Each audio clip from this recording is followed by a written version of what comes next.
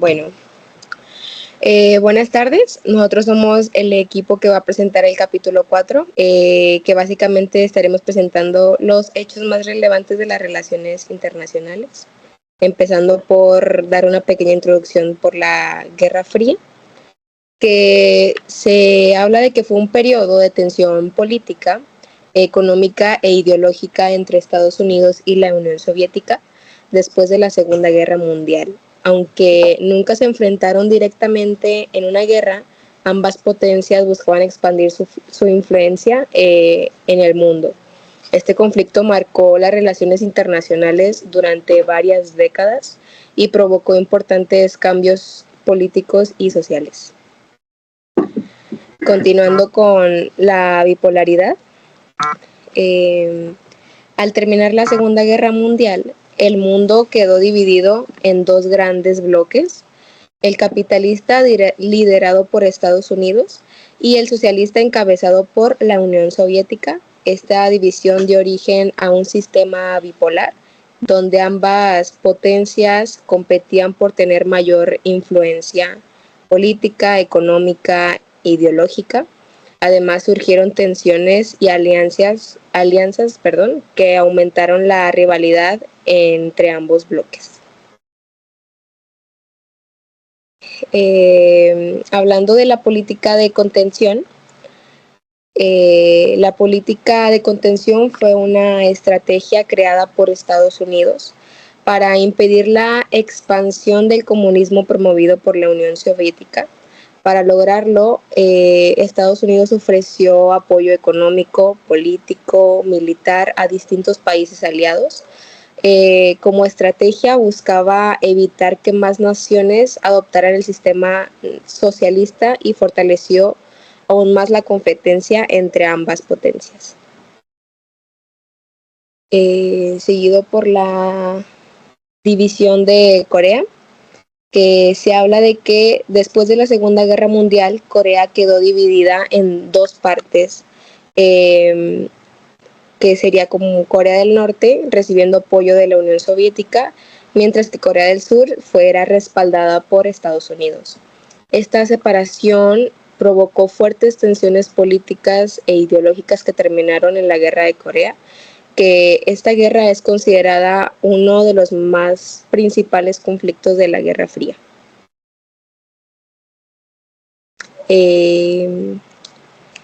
Hablando del Muro de Berlín, que fue construido en 1961 para evitar que las personas pasaran de Berlín Occidental para evitar que las personas pasaran de Berlín Oriental a Berlín Occidental. Este muro simbolizó la división política económica entre el bloque capitalista y el bloque socialista durante la Guerra Fría. Además, que su caída en el 89 representó uno de los acontecimientos más importantes para el fin de este conflicto.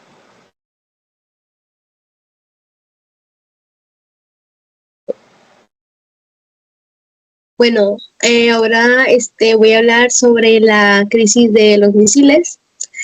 A inicios de los años 60, la Guerra Fría se volvió más intensa, ya que Estados Unidos había colocado misiles balísticos en Turquía e Italia, cerca de la Unión Soviética. Como respuesta, en 1962, la URSS envió de forma secreta misiles a Cuba, junto con personal militar y equipo necesario.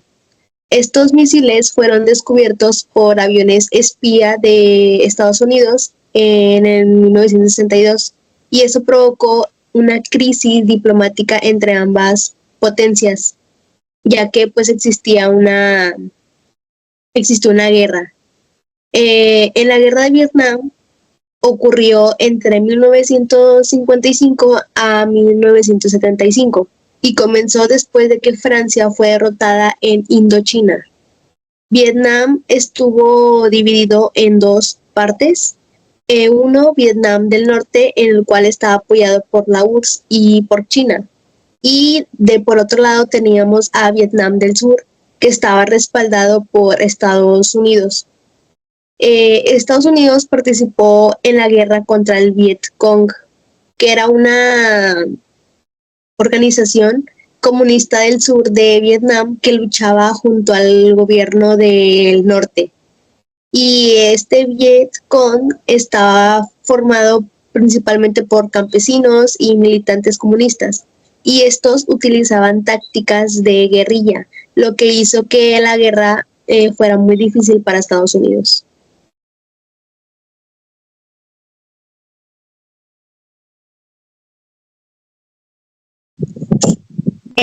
Bueno, pues en esta parte de la Guerra Fría se puede ver cómo el conflicto entre Estados Unidos y la Unión Soviética no solo fue político, sino también militar, tecnológica y pues nuclear.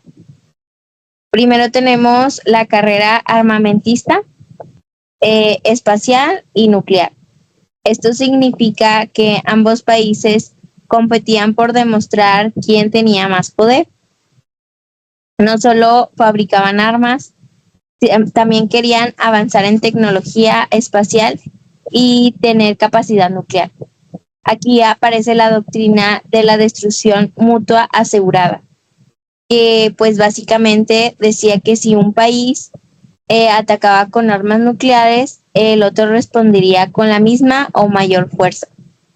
Entonces, pues, aunque esto suene pues contradictorio, el miedo a una destrucción total funcionaba como una parte forma de evitar una guerra directa. También se formaron acuerdos importantes como el Tratado de No Proliferación Nuclear y los acuerdos SALT, que buscaban limitar el crecimiento de armas nucleares porque la tensión era pues peligrosa. Después está el movimiento de países no alineados. Muchos países que acababan de independizarse no querían tomar partido ni por Estados Unidos ni por la Unión Soviética. Su objetivo era mantener su independencia, promover su desarrollo económico y buscar soluciones pacíficas a los conflictos. Esto fue importante porque demostró que pues no todos los países querían quedar atrapados en la rivalidad entre las dos potencias. Y pues por último, en América Latina, también se vivieron tensiones durante la Guerra Fría, porque Estados Unidos se veía la región como una zona estratégica, mientras que pues la Unión Soviética apoyaba movimientos o gobiernos con ideas socialistas. Un ejemplo claro fue que en Cuba, en 1962, fue expulsada de la Organización de Estados Americanos, lo que provocó un aislamiento político de la región. También pues está el caso de Nicaragua, donde el Frente Sandinista de la Liberación Nacional, con apoyo de la URSS, derrocó a la dictadura de Somoza en 1979.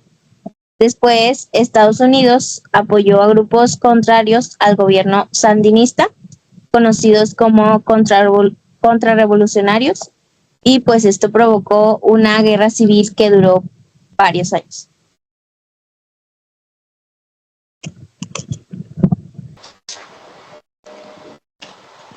La detente y distinción. En esta etapa de la Guerra Fría, tanto como Estados Unidos como la Unión Soviética intentaron disminuir las tensiones entre ambos países. En este periodo se le llamó detente o distensión. Esto ocurrió momentos después muy peligrosos, como la crisis de los misiles en Cuba, donde existió el riesgo de guerra nuclear. Durante esta etapa se realizaron acuerdos importantes como los tratados SALT, que buscaban limitar la producción de armas nucleares y controlar la carrera armamentista. También tuvo más reuniones diplomáticas entre líderes soviéticos y estadounidenses para poder evitar los conflictos.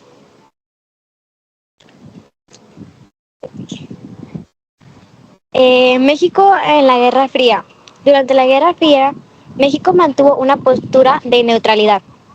Esto significa que no apoyó directamente ni a Estados Unidos ni a la Unión Soviética. La política exterior se basó en la soberanía nacional y la no intervención de conflictos de otros países. En la sociedad mexicana también hubo consecuencias porque el gobierno veía al comunismo como una posible amenaza.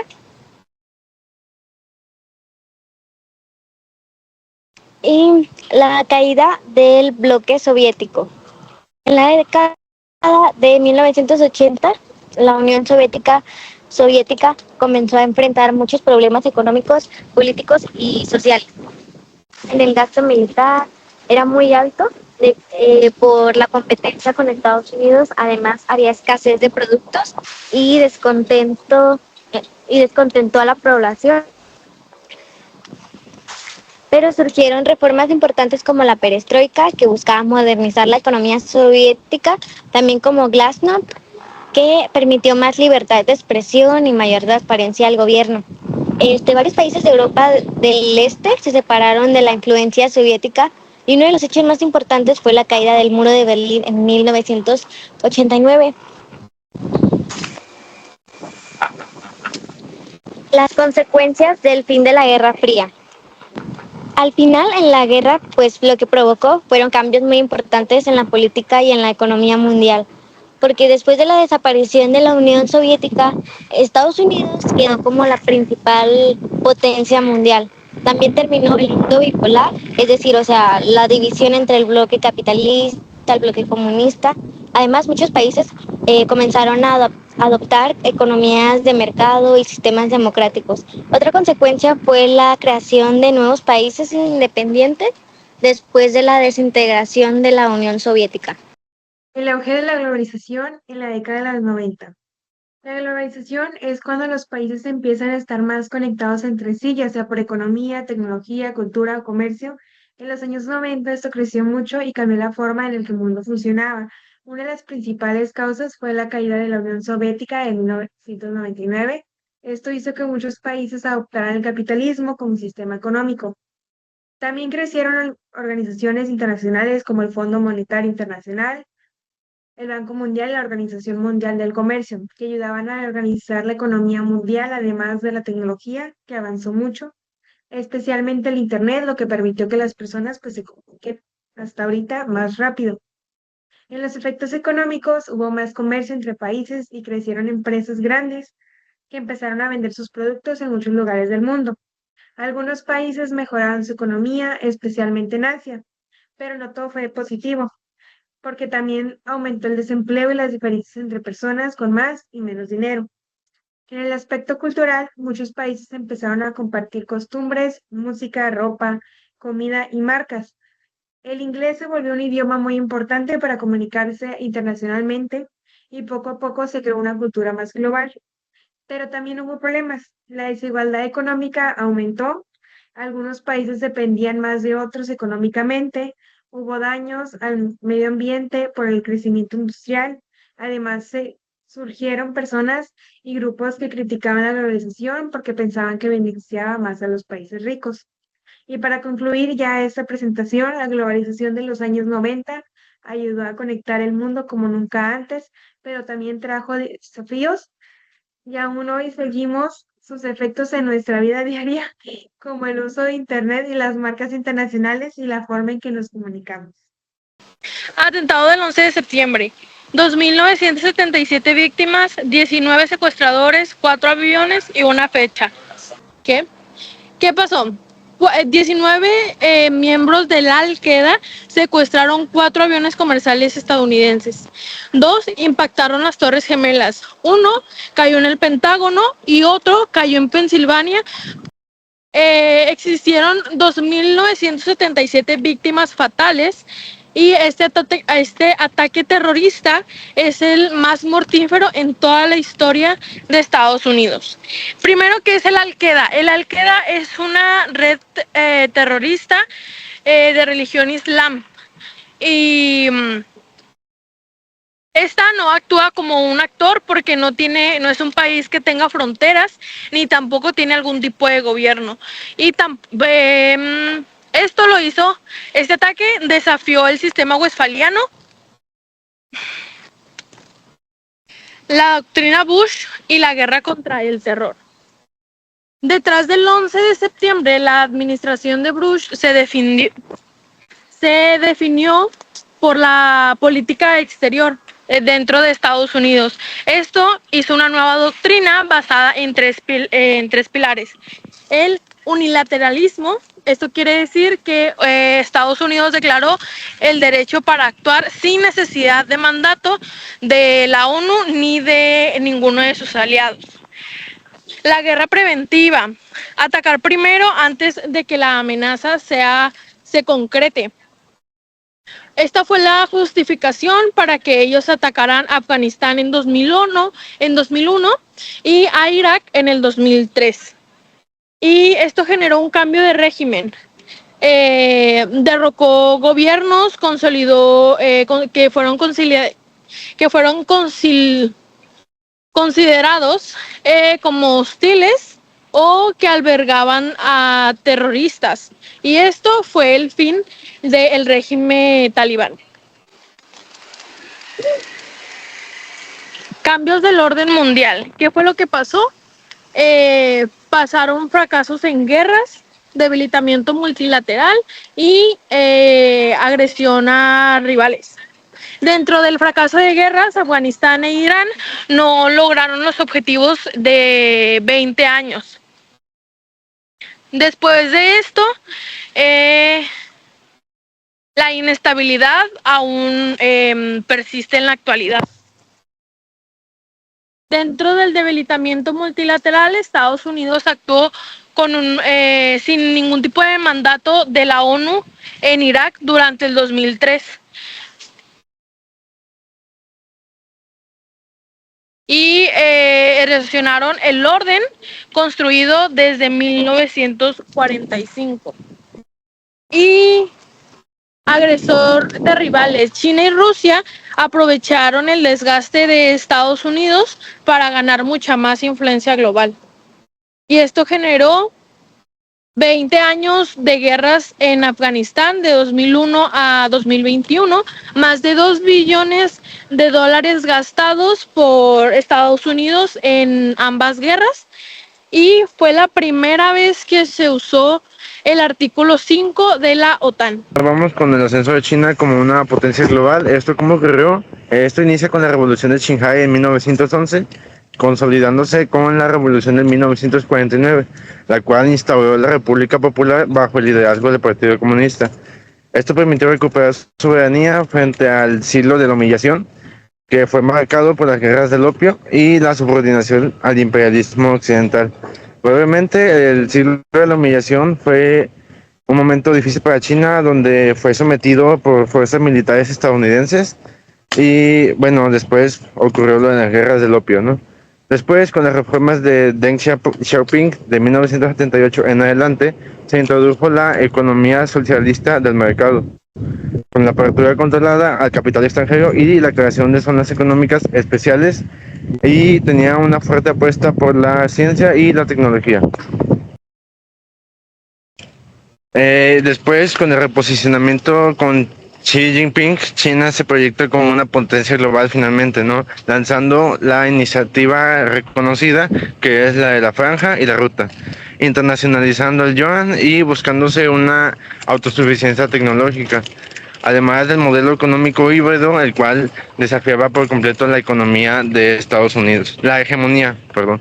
Además, el ingreso de China a la OMC en 2001 formalizó su integración del sistema económico internacional y consolidó como el eje de cadenas de suministro, desafiando la hegemonía. Bueno, ¿qué fue la primavera árabe? Bueno, esto más que nada fue una ola de protestas que comenzó en diciembre de 2010 y participaron muchos países del mundo árabe, en el que también se destacó la participación juvenil masivo de redes sociales como lo es Facebook, Twitter, YouTube. Y esto lo hacían más que nada para organizarse y difundir información y generar apoyo regional e internacional.